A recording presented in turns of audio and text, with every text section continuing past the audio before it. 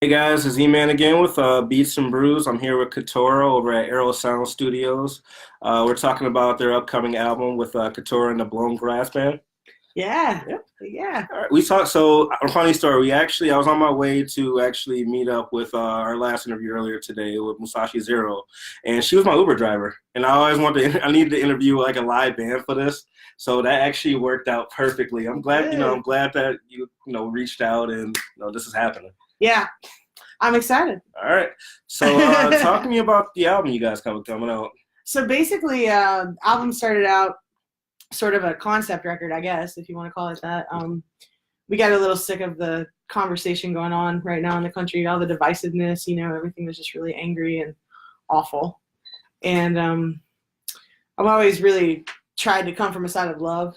And so I sat down one day and just started this tune. Sort of came out of, the air like they do sometimes.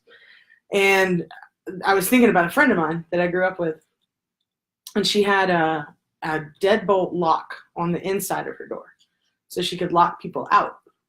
Okay. And I never really thought about that, I mean, we never talked about it or anything. Yes. And then Pretty unique. yeah, and then when I got older, as an adult, I was like, whoa, what was that all about, and what kid has to have a lock on the inside of their bedroom door? What kind of scary life is that? And so that's kind of where the song "Shine" came from, and that sort of kicked off the premise for the whole record, sort of.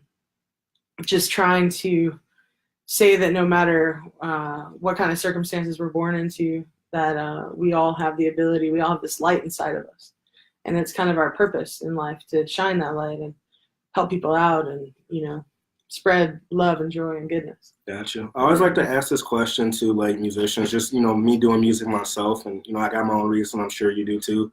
What was that defining moment that really got you into music?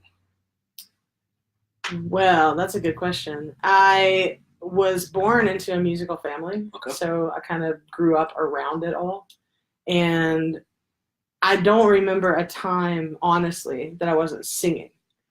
I remember, just the first time that as a little kid in my diapers, I would put on my dad's cowboy boots in my diaper, and he had his hair was thinning, so I'd Right. pull my hair back, like try to look like my dad, in in his cowboy boots, and I'd belt out some like Willie Nelson song or something. Gotcha. So from there, it was just like kind of like spawn something. Or? Yeah, I mean, my parents got me a piano, I think, when I was 5. And I just took to it right away. I mean, I would get my preschool class together, and I'd get up on stage and make them all sit down, and I'd sing to them. It was just the life that I grew up in. My grandmother had a ton of vinyl.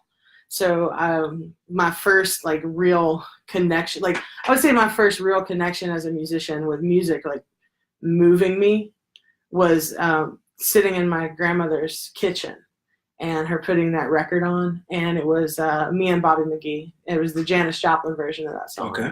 And I just remember, like, all of a sudden I just wanted to dance, and my grandmother started dancing, and that was kind of my childhood, just dancing in the kitchen with my grandmother and listening to all this great rock and roll and honky tonk, like real country. Right. And that was kind of where I got the songwriting bug, I think. Because at that time, I feel like country music especially had a story to it. People had like real stories that they wanted to tell. And so it's all like built emotion nowadays. And, I really don't listen to country that much because I'm not in my lane. But like I know it's a little bit more poppy these days. Kind of like how hip hop is, really. It's just different, I feel like the whole landscape of music is really different in a lot of ways. And I don't know what that's saying. I mean, I think that you have so many artists that just, aren't getting mainstream airplay, who are fantastic, right. And who are true poets, writing amazing songs, lyrically, melodically, everything, just banging it out in every way that you can, but they're not really getting that mainstream airplay. I mean, they aim for what the people like, and it's almost it's like a pay to play thing these days. That's kind of how the industry is set up. So, and I guess it's always been that way in a way when you think about it. I mean, even right. Come on, you even had like Elvis, who was, come on, it was like Elvis is and I mean, I know it wasn't necessarily all his fault, right. but he was definitely, taking everybody else's music, you know. Right. So I don't know. I mean, it's an interesting. Music is very interesting, and the industry is a whole nother thing. Gotcha. Let's talk a little bit about where we're at right now, Arrow Sound Studio. I know you're recording your album here. So what brings you to this specific studio? So I'll tell you, I had to record a track for a documentary film that I did last summer. Okay. And it was a film about some family members of mine and their musical heritage in the mountains right outside of Asheville. Okay. And so I had written a song about my great-great-grandfather, and I knew that I wanted to have a lot of my family members on the track.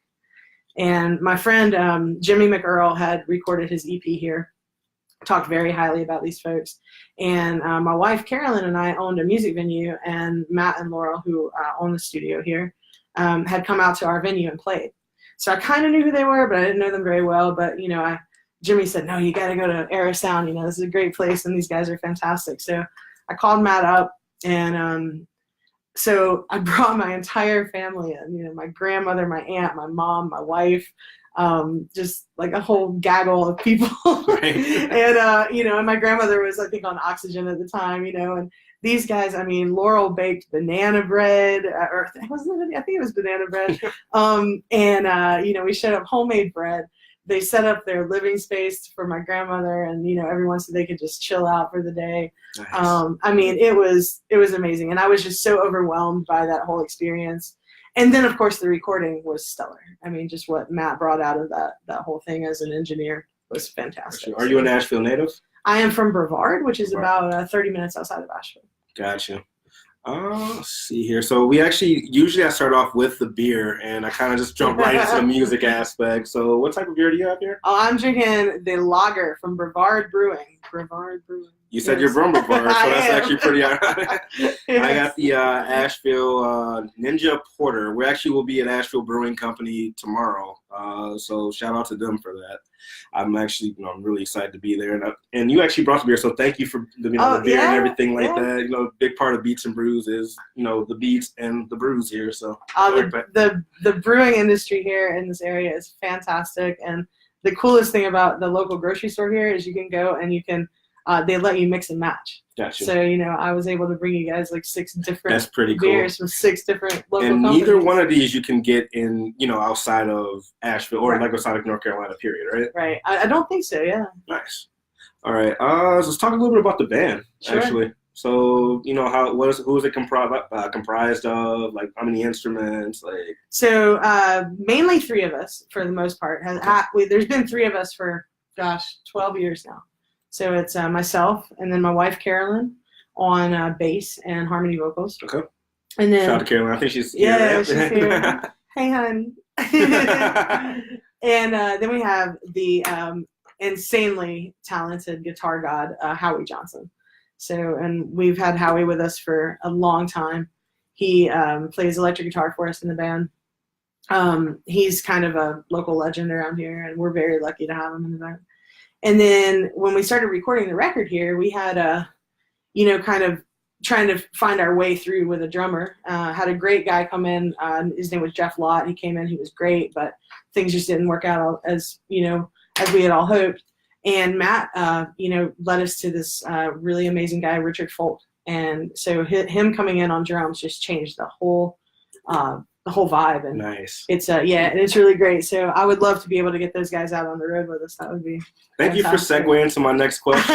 So tours, anything coming up, anything like, or where have you guys been in the past, like show-wise? Or sure. Well, Carolyn and I, we did really long tours before. So both of us have separately and together done, you know, mainly, I would say mainly eastern, northeast, Toronto, Canada, you know, kind of that area, down through your place over in Michigan. Okay. We played up there a little bit, Chicago, Midwest, you know. And we would love to do a big tour with this new record. So. Got you. So what do you expect, I guess, like from the new record? Like what, you know, the vibe that people should be getting? I just want everybody to really get into the positivity of it all. You know, I mean, of course, as a songwriter, you're always going to have your feelings, and your songs of angst or whatever, you know. But for the most part, this record is really about bringing us all together, unifying us, and just really spreading love, which is my thing, you know. And I don't really like being pigeonholed or boxed into to a genre or, you know, anything, which I thought was amazing that you and I met last night. And you're a hip hop artist interviewing, you know, I guess what most people would consider like a folk singer songwriter, you know. I mean, what are the odds of that, right? Yeah, and that's kind of what I want the record to do, is bring us all together again. You know, I mean, there was a time when you could go to a show and you could see, like, you know, James Brown and Bob Dylan, you know, and I don't know, gosh, Joan Baez or someone like that, like all together on the same stage. I would say, you know? Those were the good old days, but that was way before my time. So it's like yeah, and mine too. But you know, I have dreams. I still dream of it. You know. So, what would you say just to wrap it up? What would you say to, you know, people watching, like, you know, anybody who watch this later that would bring them to the Asheville scene?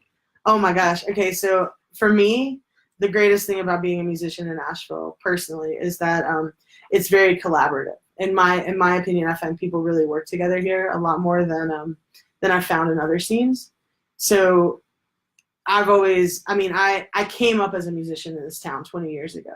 I was fortunate enough to work with a lot of really great, what I consider legendary Asheville musicians who are still here in the scene, still playing, still rocking it really hard, you know? Right. And so for me, the greatest thing about Asheville is just that, for the most part, I feel like a lot of those musicians are spreading that vibe and that love and that goodness. Like, these guys here at Era Sound is a perfect example of that. You know, people who aren't, I mean, of course, we all have to make money, right? We all have to make Absolutely. a living. It's America, right? But these guys aren't doing it for that, right? They're doing it for the right reasons. They're doing it for the music, for the love, for, you know, the goodness of spreading joy. And that's what I feel like Asheville's about, for the most part. Yeah. You know, I really feel like that. Big shout out to Aero Sound, by the way, because I felt welcomed ever since I walked in here. So you guys are awesome. So, and I think that's it. Do you have anything else you want to say? Just thank you. Yeah, no it's problem. so nice Anytime. to meet you. Yeah, thank you so much. Yeah, no problem. Well, this is E-Man Bates signing off for another segment of Beats and Brews. I'll see you guys next time. Smooth. Just like that. That was nice.